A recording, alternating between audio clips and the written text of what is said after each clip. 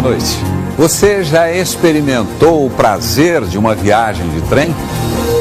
O país que hoje corre sobre rodas no asfalto já deslizou sobre trilhos. E o apito de uma Maria Fumaça ainda mexe com a imaginação de milhões de pessoas. Brasileiros como eu, que passaram boa parte da vida chegando ou partindo de estações lotadas, curtindo da janela a beleza da nossa paisagem.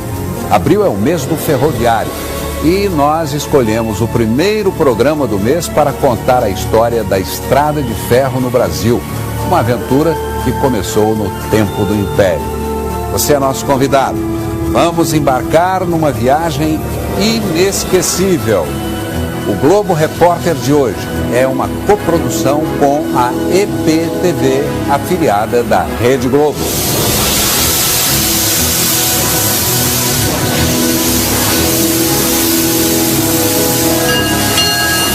A vida se anuncia.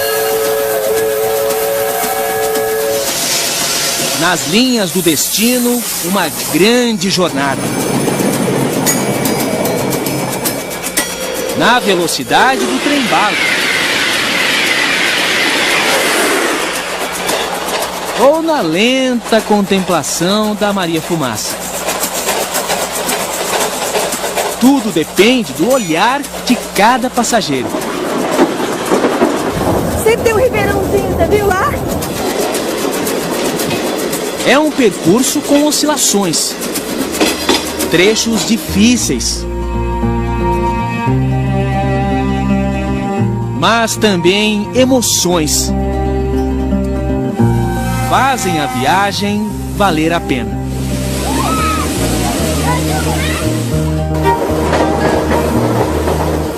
Na rota do trem, sonhos e surpresas. Nossa senhora, isso é bom demais, senhor. Paisagem passando, aquelas casas longe, as fazendas, né? E o trenzinho seguindo. Na arte, o trem representa a poesia em movimento. Para os historiadores, a maior invenção depois da roda. As linhas não apagadas pelo tempo contam um pouco dessa trajetória, iniciada na segunda metade do século XIX, aqui no Rio de Janeiro. O maior símbolo ferroviário dessa época é a Central do Brasil, cartão postal conhecido pelo prédio e principalmente o grande relógio da estação. Coisa dos britânicos, que nos emprestaram a pontualidade, tão famosa quanto o Big Ben. Os ponteiros do relógio e os horários do trem nos deram uma nova noção de tempo. Da Inglaterra também veio a tecnologia para a construção das ferrovias. Após a Revolução Industrial, nasceram aqui as avós da nossa Maria Fumaça. No país de tantas tradições, a do trem está preservada. Para o transporte de minério, o país dominou a tecnologia do ferro e construiu as primeiras locomotivas. Acredite, em 1804, essa engenhoca rebocou 10 toneladas. A máquina de Richard Trevithick desbravou os trilhos do pioneirismo. Mas o protótipo comercial de todas foi The Rocket, o foguete. Decolou para a história a 22 km por hora. A primeira máquina a correr como um cavalo. No dia da inauguração, um político subestimou a velocidade da máquina e cruzou a linha. Foi atropelado. O trem passou sobre as pernas dele. O primeiro acidente fatal na história da ferrovia. O pai da Rocket foi George Stephenson, o primeiro a perceber a energia do vapor, observando a própria chaleira de casa. Quase 30 anos depois, a magia da Dama de Ferro chegou por aqui. E ninguém resistiu ao charme de Maria. A minha patroa falava comigo assim: você gosta mais da máquina do que de mim, porque você tem uma história danada que essa máquina, viu? a musa dos ferroviários, se transformou em atração turística Vai e volta, hein? Boa viagem. ou peça de museu. No rastro de fumaça de Maria, ficaram as lembranças de quem viaja no tempo. Aos 80 anos, seu Benito Mussolini começou como garçom nos vagões-restaurante. Depois eu passei para o quadro efetivo da rede. Foi foguista e maquinista. Na hora que eu sentava para sair com o trem, sabe? Passava a mão na cadeira, batia assim em cima dos aparelhos, falava, ei gente, ó, nós vamos fazer um viajão. Uma história de 3 décadas com a Maria Fumaça. Ah, ela é muito romântica, sua Maria Fumaça é tudo. Em casa, tudo lembra a velha companheira. Inclusive o som, gravado no último dia de trabalho na locomotiva.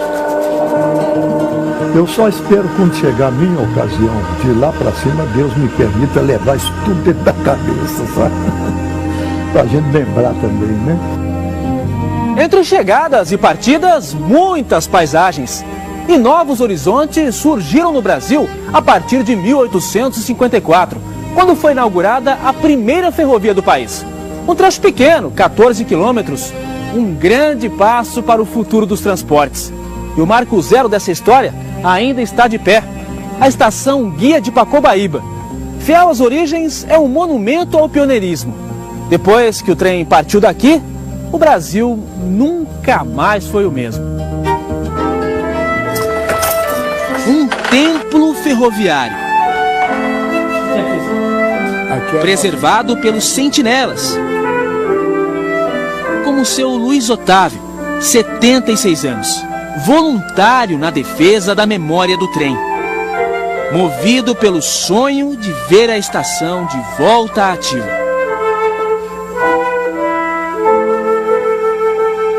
Ainda digo mais, um dia, se essa estrada de ferro reativar, eu não faço mais questão de viver. Por quê, hein? Cumpri o objetivo, né? Meu sonho é ver essa linha funcionar, essa casinha, tudo. Seu Luiz segue os ideais de um iluminado. Irineu Evangelista de Souza, o Barão de Mauá, empresário responsável por colocar o Brasil nos trilhos. Quando o soberano era o imperador, ele foi chamado de rei. De simples mascate, se tornou o dono do Banco Mauá, homem mais rico abaixo da linha do Equador. O empresário fazia os planos nessa casa onde morou em Petrópolis. Trouxe a luz a gás para o Rio de Janeiro e aceitou o desafio de construir uma ferrovia do Porto de Magé até a raiz da Serra de Petrópolis. Nessa época, o Brasil caminhava a passos de mula. No final do século XIX, a locomotiva econômica do país era o café. Produção a todo vapor no Rio de Janeiro e Minas. Mas as viagens das regiões produtoras até o porto levavam meses. Em algumas travessias, 7 em cada 10 sacas se perdiam pelo caminho. Na Serra do Mar, em São Paulo, as mulas despencavam com o carregamento.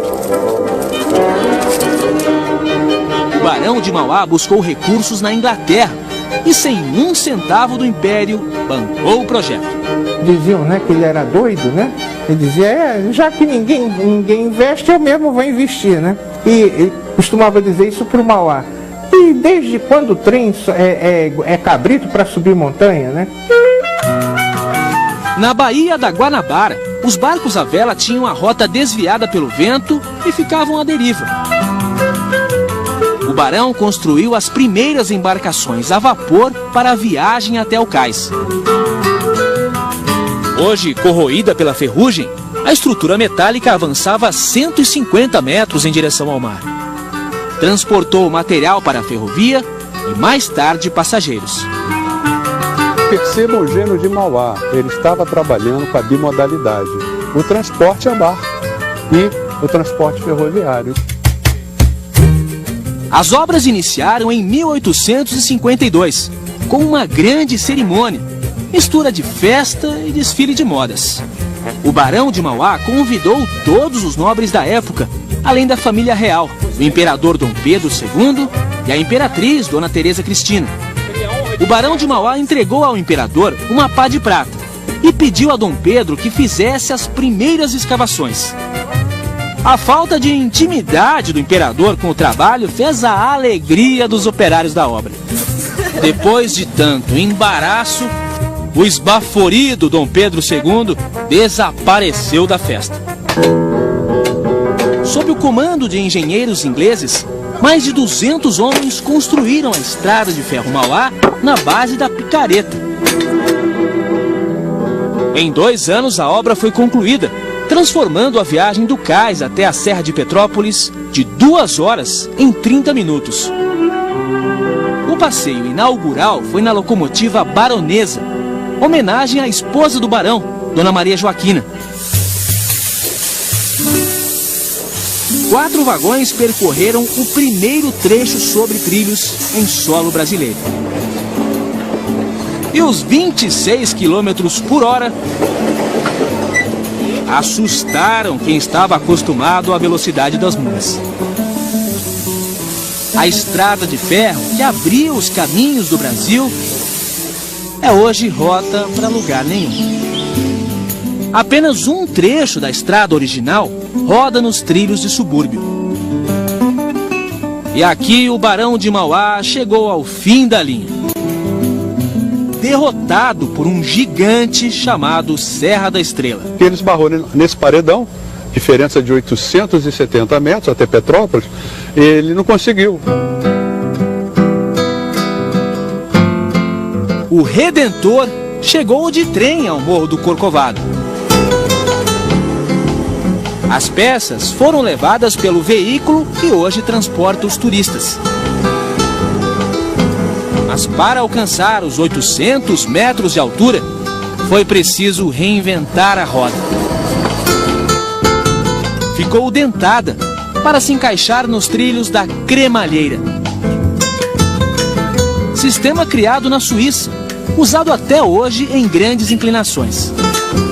A invenção revolucionou o trem. E também fez a primeira estrada de ferro do Brasil subir a Serra de Petrópolis. Vem surgindo de trás das montanhas. O trem da montanha chegou onde o Barão de Mauá sonhava. Olha o trem. Mas puxado pelos investimentos de outra companhia, a Grão-Pará, mais tarde Leopoldina. Ferrovia que avançou em direção à zona da Mata Mineira. E o vapor, na subida da serra, ainda aquece a memória. Eu tenho uma saudade gozada. Uma saudade que eu tenho.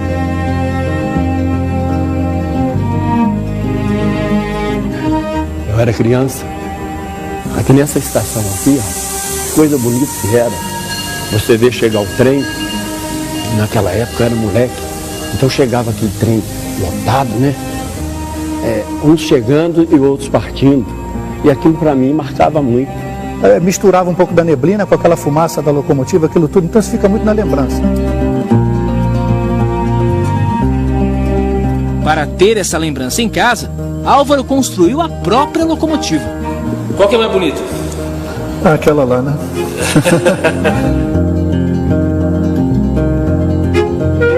No início, os trens tinham uma porta individual para cada passageiro. A primeira classe com bancos de couro e a segunda com assentos de madeira. Existia ainda a terceira classe, reservada a quem não tinha condições de pagar. Os pés descalços. Com o tempo, gente da alta sociedade também escondia os sapatos para viajar de graça. E o condutor via, mas o senhor não pode entrar, o senhor é um homem de bem vestido, só tem... Não, mas eu estou descalço, eu estou cumprindo a lei. A terceira classe foi extinta, mas a malandragem atravessou séculos. A pessoa que chegava numa parada intermediária, via que você vinha fazendo conferência de passagem, descia e passava por período onde a gente já tinha passado. O trem chegou quando a escravatura estava de partida. E surgia o trabalho assalariado. Eu pegava lenha aqui, para botar lá, para poder encher a fornalha. E maquinista? Como é que você se tornou maquinista? Eu era novo ainda, o chefe me falou, tô precisando de maquinista. Então, essa aqui era a sua menina? Essa era uma das meninas que eu adorava. Em Petrópolis surgiram as primeiras vilas operárias e indústrias têxteis. O trem precisava de comunicação eficiente e trouxe o computador do século XIX. As mensagens tinham apenas código, o Morse. Assim era o telégrafo. A história desse meio de comunicação também deve reverência ao empresário do Império. Só o Barão de Mauá poderia construir 12 mil quilômetros de cabos submarinos para a comunicação com a Europa. E a roda do desenvolvimento girou como a cremalheira. Hoje é o concreto, por onde a ferrovia ainda resiste. Mas o passado é a referência na trajetória do trem. Se no Rio de Janeiro foi preciso vencer os obstáculos naturais, em São Paulo o desafio foi ainda maior. A Serra do Mar impedia a ligação entre o Planalto e a Baixada Santista. Um desnível de 800 metros, superado com 13 túneis, 17 pontes e uma das maiores obras de engenharia ferroviária do mundo. A muralha de rocha foi redesenhada pelo caminho do trem. 10 quilômetros de construções numa área sujeita a chuvas e deslizamentos. Trabalho de 5 mil pessoas. Mão de obra qualificada dos imigrantes europeus. Os obstáculos extrapolaram o orçamento e custaram a falência do Barão de Mauá. Ele entregou tudo, até os óculos com aro de ouro, ele entregou para ser para o leilão. Foi uma falência infeliz, porém honesta. Na história do patrono da ferrovia está a riqueza de uma família de sangue azul. Dona Francisca, 79 anos, é marquesa, trineta do Barão. E Eduardo, 43 anos, marquês, tetraneto de Mauá. O que é que ficou para a família? Aí eu costumo dizer para quem quando nos perguntam, vocês estão ricos? Não, aí eu falo, nós estamos falidos desde 1878. Convidamos a nobreza da ferrovia para uma visita, onde tudo começou. Estamos felizes que vocês vieram. Olha só quem está aqui. Na mesma estação, Olha que maravilha. os herdeiros do pioneirismo. Tanto trabalho, foi tanto sonho, né? E o guardião da memória ferroviária. Uma pequena lembrança da presença dos senhores aqui. Olha que maravilha. Olha que bonitinho. Que lindo. Só falta agora ativar a estrada. Só faltou o Barão de Mauá, né? É. Bom, de repente ele até está aqui.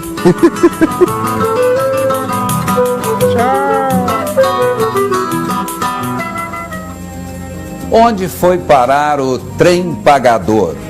Daqui a pouco, histórias de um Brasil ingênuo e cheio de encanto.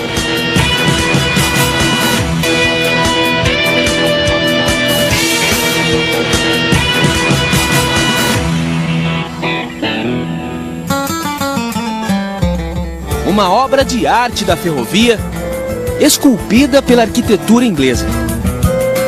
A Estação da Luz é um monumento proporcional ao tamanho dessa história. Construída em 1867 e reconstruída no início do século passado, a Estação da Luz foi sede da Companhia São Paulo Railway. A linha da capital seria inaugurada em 1865.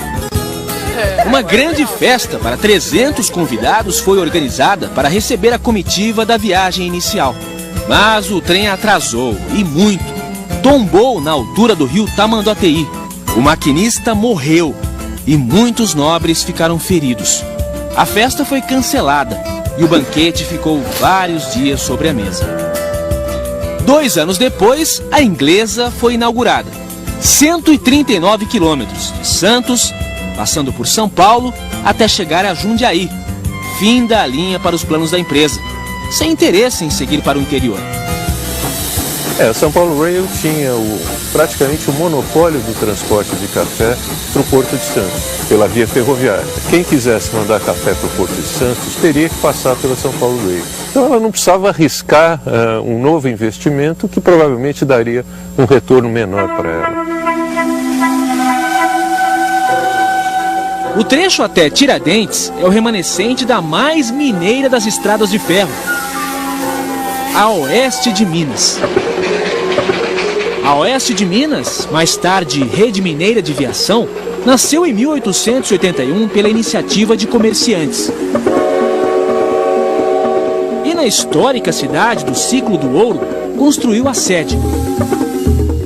No trecho de 700 quilômetros, apenas 12 resistiram ao tempo. Por um detalhe, o tamanho da bitola, a distância entre um trilho e outro. Nenhuma no mundo tem 76 centímetros. Por isso ficou o vapor. Como era equipamentos fora de padrão, não compensava financeiramente comprar novos materiais, modernizar. O trem atravessou o Brasil por caminhos de tamanhos diferentes. Teve bitola de 60 centímetros a 1,60 m a larga. Essa é a estreita, de 1 metro, usada em 80% das ferrovias. Parece conversa de bitolado, mas esse pequeno detalhe deu uma briga enorme. Larguistas contra estreitistas. Nesse duelo, perdeu o Brasil. As linhas não tiveram uma integração nacional e contribuíram para a decadência. Foi ruim porque você tinha problemas no encontro de certas linhas, de certas ferrovias operadoras, para fazer a continuidade, onde você tinha que fazer a baldeação dos passageiros para o trem correspondente à bitola ou a baldeação da carga. Nessa época, corria pelos trilhos todo tipo de trem. Esse é o carro pagador. É o vagão que era utilizado para fazer o pagamento dos funcionários da ferrovia. Tinha banco? Não existia um banco nas pequenas cidades do interior de Minas Gerais. O trem de doido em Minas era um trem que circulava periodicamente pelas cidades do interior de Minas, recolhendo doentes mentais para levar para... Desse daqui, todo mundo fugia. Era somente para a viagem de ida até o cemitério. O carro funerário, né, ele fazia um funeral sobre trilhos. Então era de costume que a família contratasse choradeiras profissionais, chamadas de carpideiras. Às margens da linha do trem, nasceram cidades e uma história contada com as sobras do tempo. O Maracanã das ferrovias está em Minas Gerais. Também conhecida como Coliseu das Estradas de Ferro, a rotunda de Ribeirão Vermelho foi a maior do Brasil e comparada às gigantes do mundo, com 4.000 metros quadrados. Era a garagem e também a oficina das locomotivas. Trouxe progresso e mais tarde a decadência. Quando a rotunda funcionava, no início do século XX, a cidade tinha cerca de 10.000 habitantes.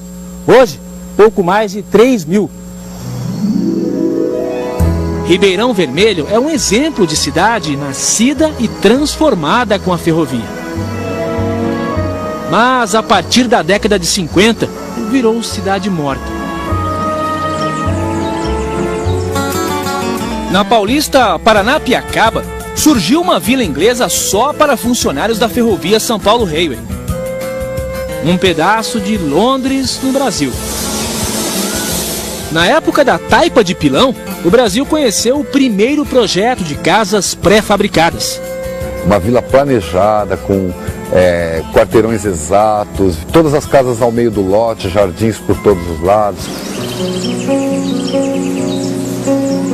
Um lugar iluminado pelas linhas do trem. Telhados da França, tijolos da Inglaterra e madeira da Irlanda. As casas eram distribuídas por seções.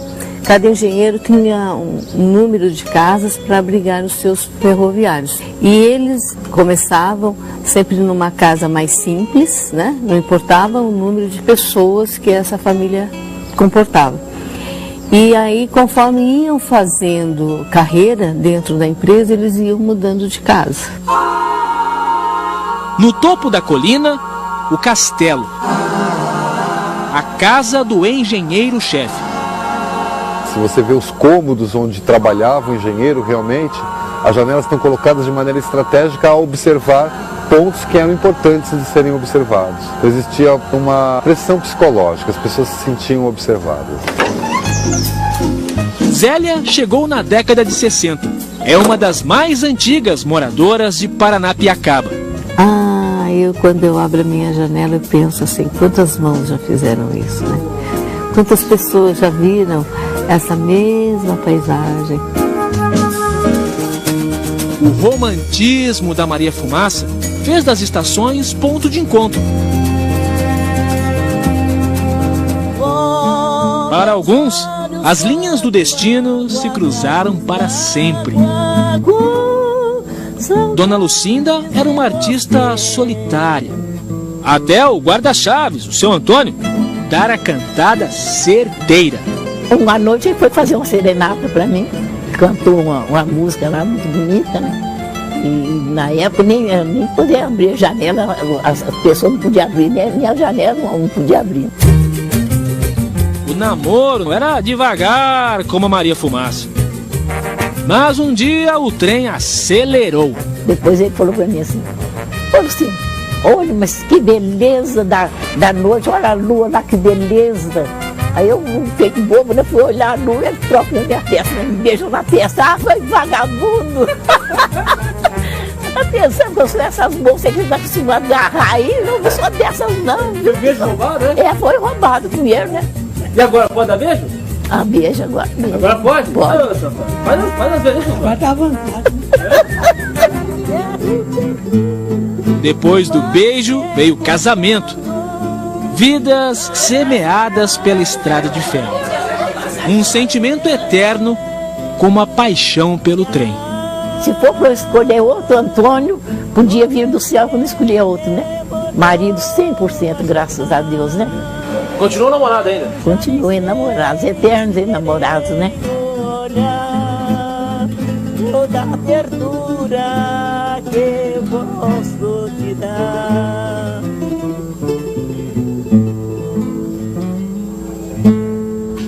A sedução de uma viagem de trem no século XXI. No Brasil e na Europa. Veja a seguir.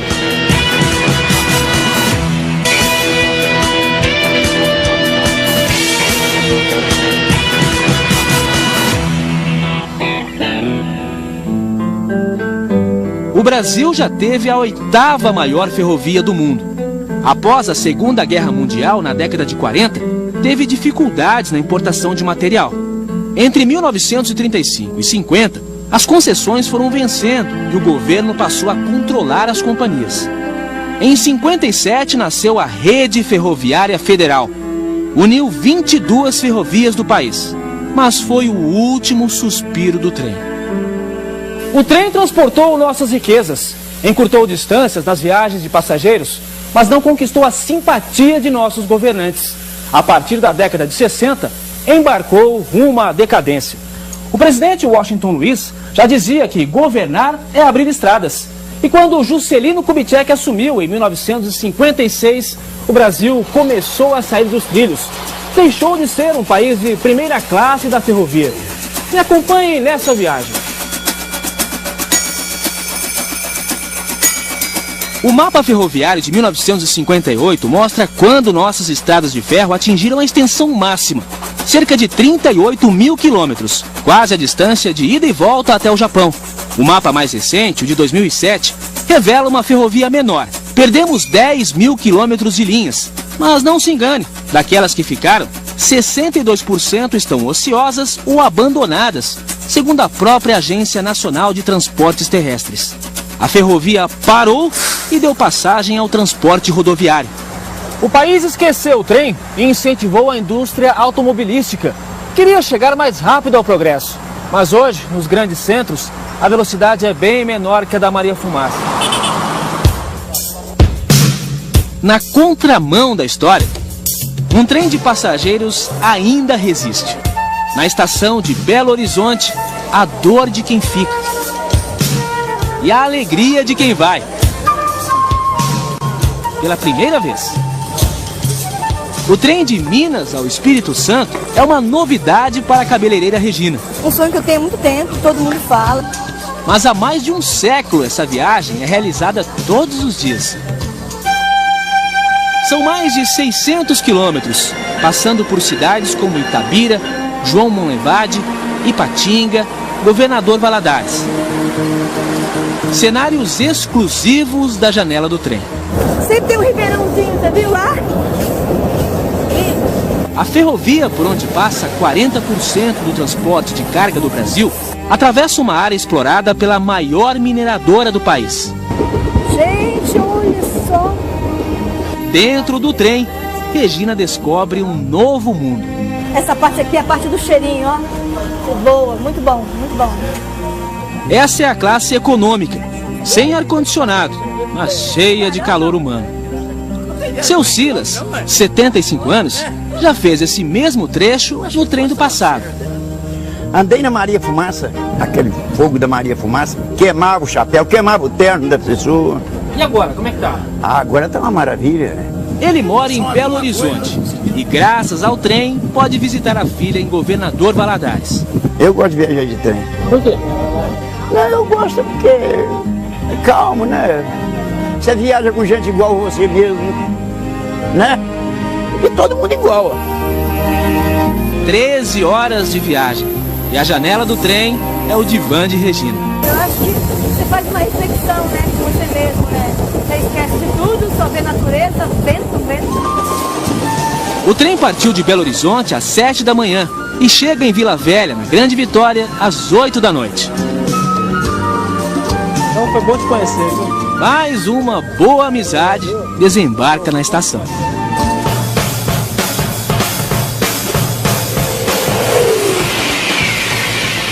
Fórmula 1 dos trilhos, veículo de transporte mais rápido da Terra. Nós vamos agora fazer uma viagem pelo trem do futuro, a 300 km por hora, da Inglaterra para a França, a bordo do Eurotrem, mais alta tecnologia aqui da Europa.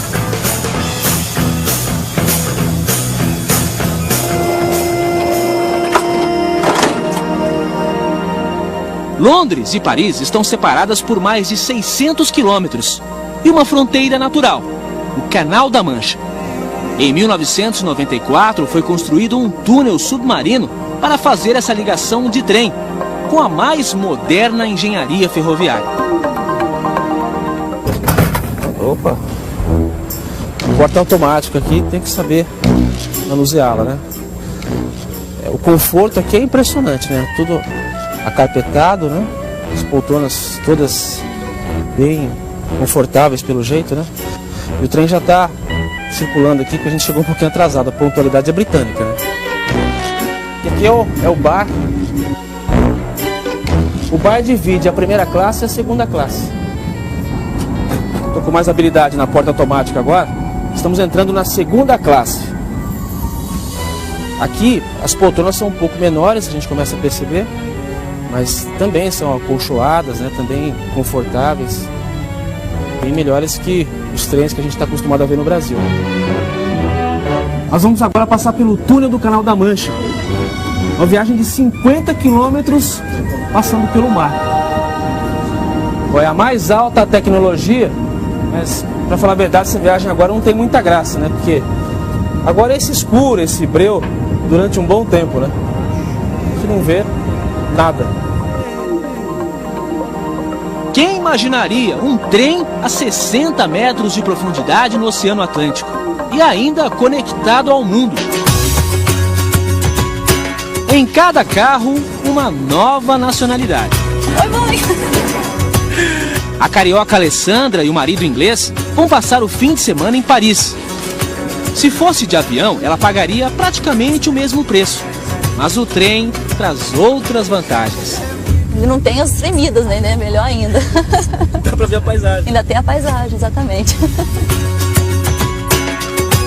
O Eurotrem tem 18 partidas diárias para a França. Um transporte seguro e rápido. 2 horas e 20 de viagem. A gente nem sentiu o tempo passar. Já estamos em território francês. Uma viagem muito agradável, Bem que poderia ser assim também no Brasil, né?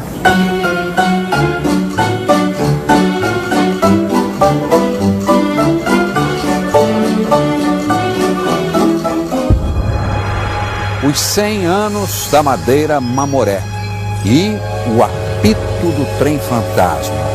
As lembranças da mais dramática aventura sobre trilhos ainda ecoam pelas locomotivas abandonadas na floresta amazônica. Veja a seguir.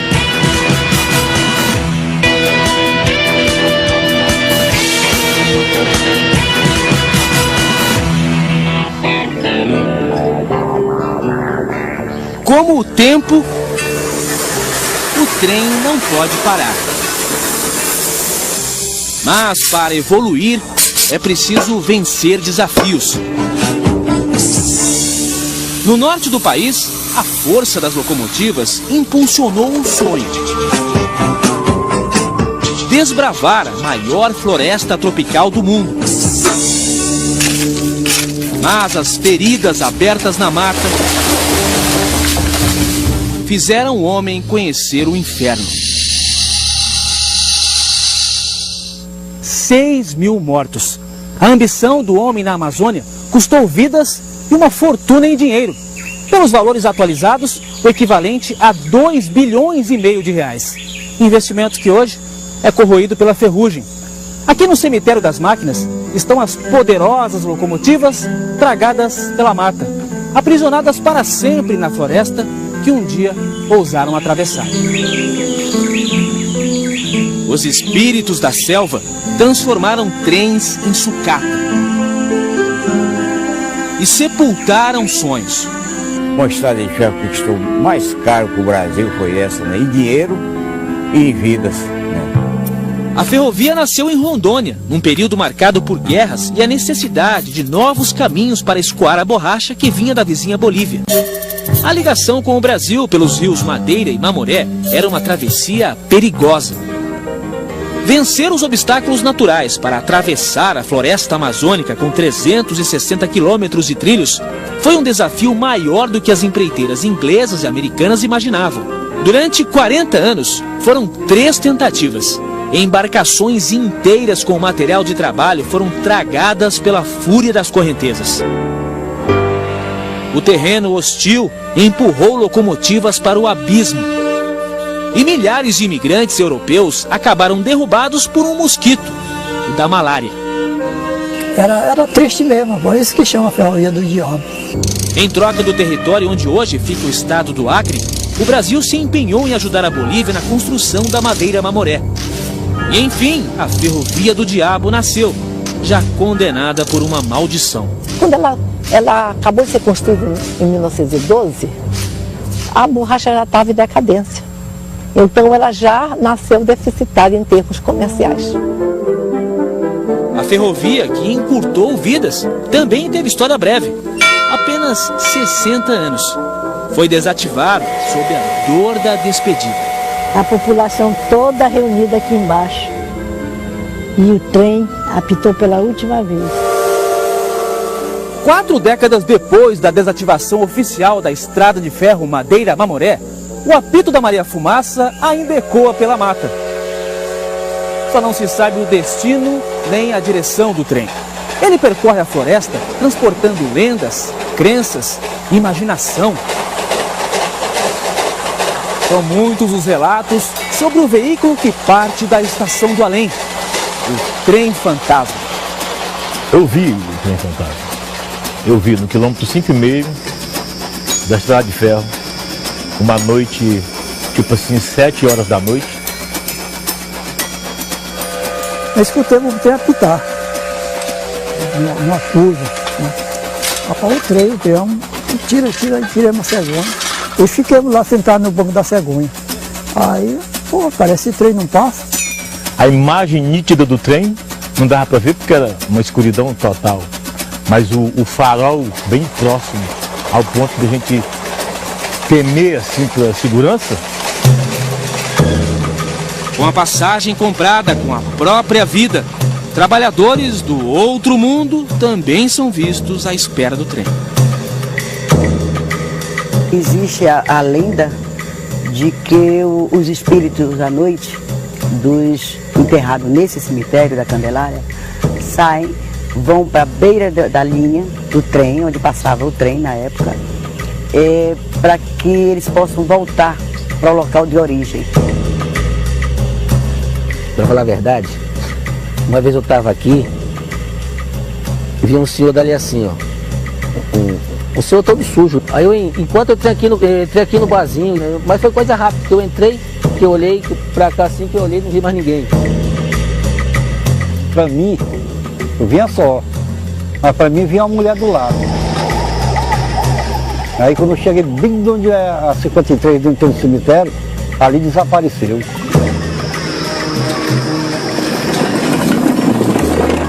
Em Guajará-Mirim, o ponto final da linha, José Máximo Lemos, o Zé do Apito, é o último a usar a estrada de ferro. O ex-maquinista da ferrovia leva no velho trole as gerações que nunca viram o trem. O trole foi construído por ele mesmo e usado para transportar trabalhadores na década de 80. O senhor gostava do trabalho de maquinista? Gostava. Gostava e ainda gosto. Isso é um tesouro pro senhor. É. O senhor empresta, não vende? Nem vende, nem empresta. Qual é o sonho que o senhor tem, seu Zé? É da estrada de ferro voltar. Esse é o sonho que eu sonho. A locomotiva do progresso, que um dia transportou sonhos e esperanças, hoje viaja nos trilhos da saudade. Eu considero a Maria Fumaça uma obra de arte. Como eles conseguiram construir alguma coisa tão linda e tão perfeita numa época tão difícil. E hoje, com a tecnologia que nós temos, não se faz mais Maria Fumaça de tão perfeita assim. Pai e filho. Zé Mário trabalhou na manutenção dos trens a diesel e eletricidade. Seu Vicente dedicou meio século a Maria Fumaça. Quem trabalhou mais? Eu, sem dúvida. Por quê? Porque na minha época não tinha recursos. Homem e máquina se completaram na história do trem. Chega na estação, ver um trem passar, a gente é como se não estivesse trabalhando, olhar para ver se está tudo certinho, se está. O coração bate mais forte. Bate mais forte. O senhor também, senhor? Também. Nossa, mãe, é que eu pensava que isso aí era meu. Os caminhos abertos pelos pioneiros movem paixões e carregam saudade. Servem de inspiração na grande viagem da vida. É uma máquina de ferro que mexe com o coração das pessoas. Mexe sim, viu? Isso aqui é minha vida, eu falei, né? E sempre falarem. A ferrovia, como a gente costuma dizer, é uma doença. Quando você gosta, quando você conhece, você pode sair do trem, mas o trem nunca mais sai de você.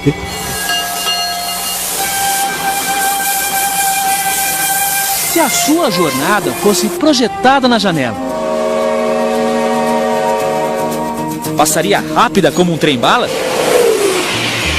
No ritmo frenético do estresse? Ou na calma da Maria Fumaça,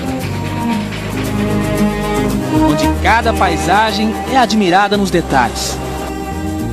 A estação final, todos sabemos qual será. Por isso, o importante é fazer a viagem valer a pena.